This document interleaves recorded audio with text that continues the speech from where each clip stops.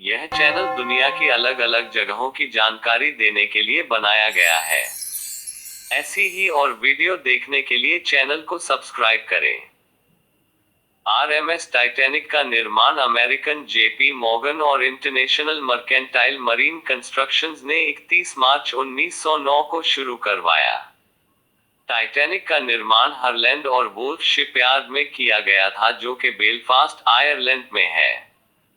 Titanic जहाज को 31 मई 1911 को पानी में उतारा गया और उसके अगले वर्ष की यात्रा की तैयारी की जाने लगी।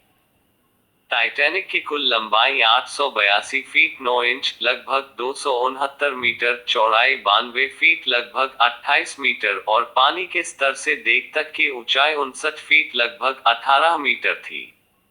टाइटैनिक का भार 46,328 टन था। जहाज में ट्रिपल एक्सपेंशन स्टीम इंजन्स और एक कम दबाव पासन्स टरबाइन लगे हुए थे। पासन्स टरबाइन प्रोपेलर को घुमाते हैं। टाइटैनिक में 29 बॉयलर थे जो 159 कोयले वाली भट्टियों से जुड़े हुए थे और जहाज को 23 समुद्री मील 43 किलोमीटर प्रति घंटा की गति प्रदान करते थे।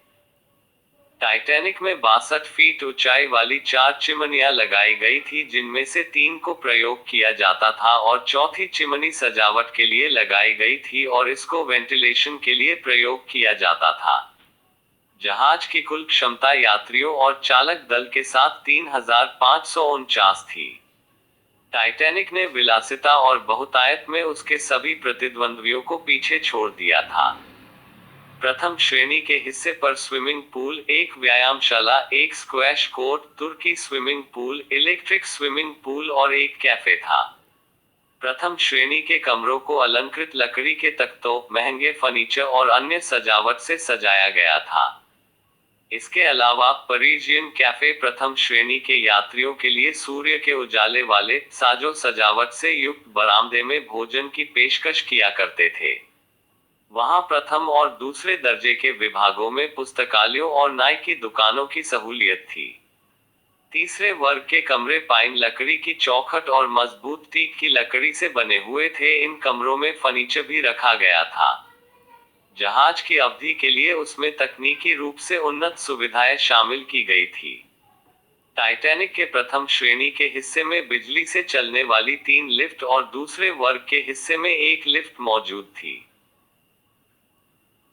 उसमें एक विस्तृत बिजली प्रणाली की सुविधा भी थी जो भाप चालित जनरेटर से युक्त थी और जहाज में फैले हुए बिजली के तार लाइटों में रोशनी और 2 शक्तिशाली 1500 वॉट के मार्कोनी रेडियो को बिजली पहुंचाते थे, जिसकी मदद से अलग अलग पाली में काम कर रहे ऑपरेटर यात्रियों के संदेशों का प्रसारण और अन्य जहाजों से निरंतर संपर्क रख पाते थे। प्रथम श्रेणी के यात्रियों ने ऐसी सुविधाओं के लिए एक भारी शुल्क का भुगतान किया था।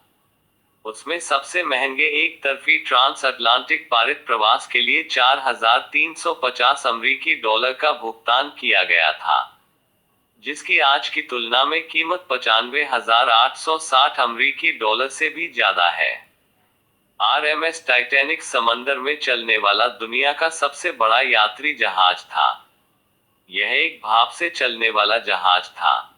टाइटैनिक की पहली यात्रा 10 अप्रैल 1912 को साउथहैम्पटन, इंग्लैंड से शुरू हुई। इस यात्रा में टाइटैनिक 2,223 यात्रियों को लेकर न्यूयॉर्क शहर के लिए रवाना हुआ था। यात्रा शुरू होने के 4 दिन बाद ही 4 अप्रैल 1912 को यह एक आइसलैंड से टकरा गया और टकराने के लगभग 2 घंटे 40 मिनट बाद पूरी तरह समंदर में डूब गया। इस दुर्घटना में 1517 लोगों की जान गई। यह दुनिया की पहली घटना थी जिसमें यात्री जहाज के डूबने से इतने ज्यादा लोगों की जान गई थी। जब जहाज डूबा उस वक्त जहाज में सिर्फ 1178 लोगों के लिए जीवन रक्षक कश्तियां थी। जीवन रक्षक कश्तियों में बच्चों और औरतों को पहले बिठाया गया, इस वजह से इस घटना में मरने वाले पुरुषों की गिनती ज्यादा थी। क्योंकि जहाज को बनाने वाले इंजीनियरों का मानना था कि टाइटैनिक जहाज कभी डूब ही नहीं सकता। टाइटैनिक उस समय के सबसे अनुभवी इंजीनियरों के द्वारा डिजाइन किया गया था और इसके निर्माण में उस समय में उपलब्ध सबसे उन्नत तकनीक का इस्तेमाल किया गया था। यह कई लोगों के लिए बड़ी हैरानी की बात थी कि व्यापक सुरक्षा और सुविधाओं के बावजूद टाइटैनिक डूब गया था। टाइटैनिक के मालिक जे ब्रूस इसमे ने जहाज के कप्तान एडवर्ड स्मिथ को जहाज ज्यादा गति से चलाने का आदेश दिया था। जहाज की तेज गति ही जहाज के डूबने का मुख्य कारण बनी। जहाज के कप्तान को रास्ते में आने वाली 6 बर्फ की चट्टानों के बारे में चेतावनी मिली थी।